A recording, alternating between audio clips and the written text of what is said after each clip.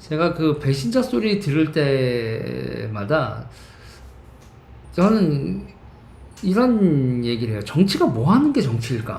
정치가 뭐 하는 게 정치일까 할 때 여러분 기본적으로 문제 해결을 해야 됩니다. 그쵸? 옥수님 감사합니다. 비가 오면 그때 그 사람. 네, 알겠습니다.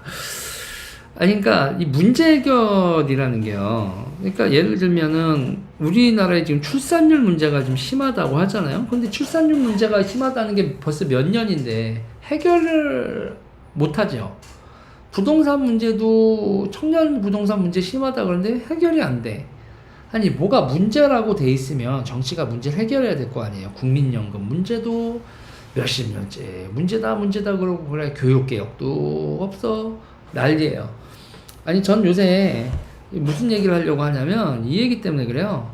이전숙의 윤핵관 견제 혁신이 띄웠죠. 이거 한겨레에서 이게 이렇게 혁신이 띄워 시스템 공천 박차 이렇게 얘기를 하는데 전혀 저 시스템 공천이란 말 자체도 저는 X예요. 그러니까 뭐냐면요. 정치인들이 문제 해결은 등한시하면서 자기를 감투 쓰는 게 정치인 줄 알아요.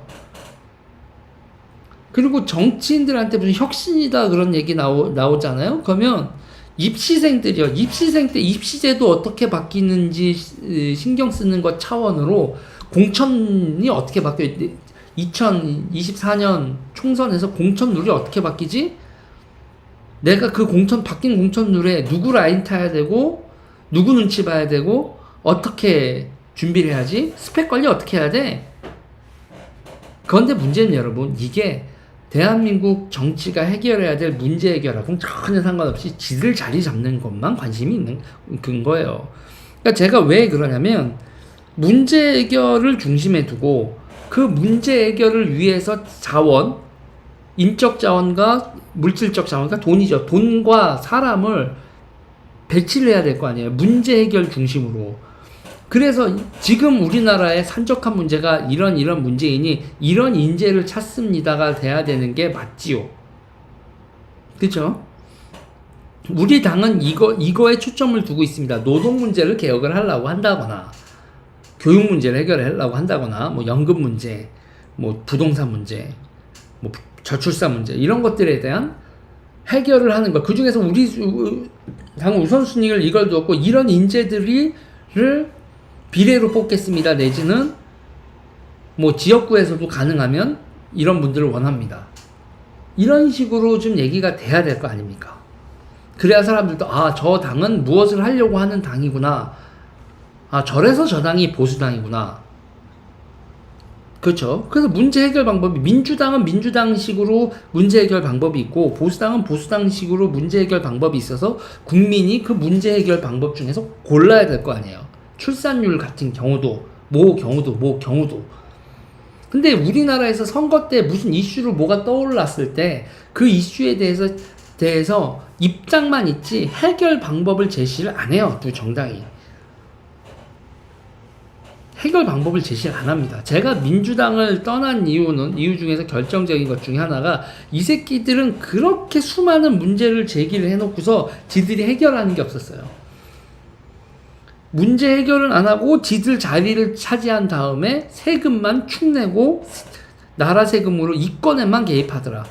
이권 개입하고 문제 하면서 정작 예를 들면 세월호 문제도 결론을 못 내잖아요. 세월호 문제, 가습기 살균제, 뭐 출산율 이런 건 더 망가뜨려놓고 부동산 문제도 더 망가뜨려놓고 교육 문제도 더 망가뜨려놨죠. 지네가 그렇게 강조하던 문제들에 대해서 해결은 안 하고 세금만 파먹고 문제는 네버엔딩 스토리로 만들고 위안부 문제도 그렇고 문제다 문제 제기는 잘해요. 그래 놓고서 지네들이 그런 식으로 자리 차지하고 해먹는 것만 오지게 했잖아요. 답이 없다는 얘기죠. 그렇다고 국민의힘에 왔는데 국민의힘에도 또 문제 해결을 하려고 국민의힘은요 냉정하게 내가 냉정하게 얘기하는데 이건 그냥 한 자리 하고 싶은 동아리예요. 한 자리 하고 싶은 동아리라고요. 뭐 세보수 개가 있다, 뭐 이명박 개가 있다, 뭐 박근혜 개가 있다, 뭐 무슨 개가 있다, 윤핵관이 있다, 뭐 기타 등등하는데 사람을 중심으로 이렇게 관계가 돼서 결국 그 사람들이 어디에 배분을 하고 응? 뭐를 한다 이건데 문제 해결 그 계파별로 노선 투쟁이 있느냐.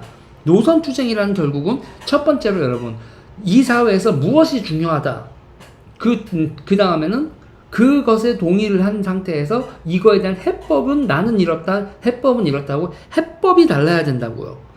중요시하는 것도 다르고 해법도 다른 노선 투쟁이 벌어져야 되는데 당 계파마다 여러분 그냥 난 누구 라인이니까 누가 당대표를 하면 공천을 받겠어, 누가 대통령이 되면 장관을 하겠어라는 그 라인만 정리되어 있는 거지 노선이 명확하지가 않아요. 국힘은 떴다방, 선거사무소 떴다방. 그러니까 무슨 분양사무소 같단 말이에요. 선거 때만 되면 차려지는 공무원, 직, 이권 분양사무소, 떴다방 분양사무소 같은 그런 느낌이란 말이에요. 그래서 저는 요번에 이 혁신이 뜨는데 혁신에 따라 바라는 건 그거예요. 대한민국의 산적한 문제에 대해서 깊이 인식하고 그거를 해결하기 위한 인재를 리크루트하는 그런 공천이 되기를 바란다. 레이첼 비님 감사합니다.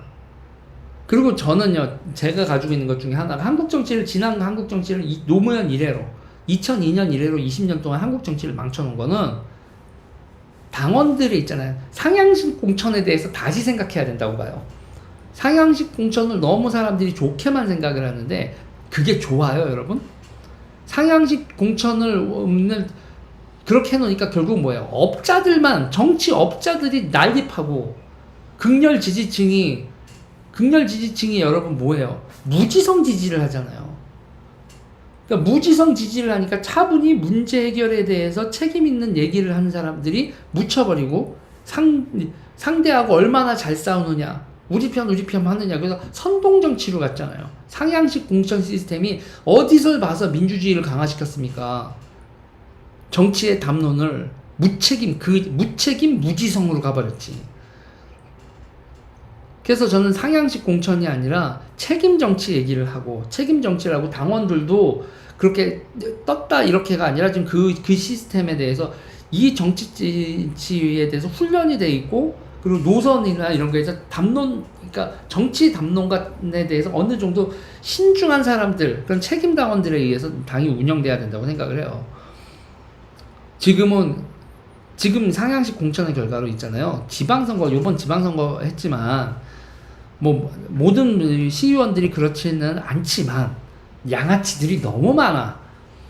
기초자치단체에 가서 시의원들, 구의원들, 이 기초자치 의원들 있잖아요. 그래서 제가 이제 욕먹을 이게 제가 정당 활동하기도 좀 어려운 것 중에 하나가 제가 그 얘기를 하거든요. 이거 시의원이나 이런 거는 폐지를 하든지, 빡세게 훈련을 시키든지, 필터링이 되든지,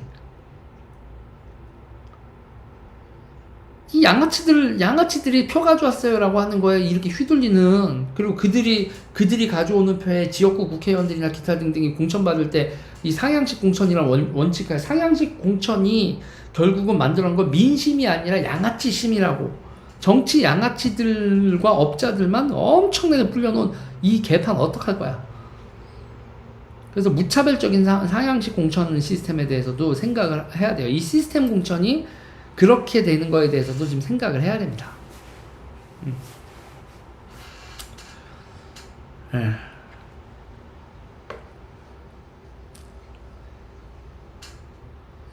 지금 이렇게 얘기를 한 순간도 지금 채팅창에서도 여러분들 인물 얘기만 하고 있죠.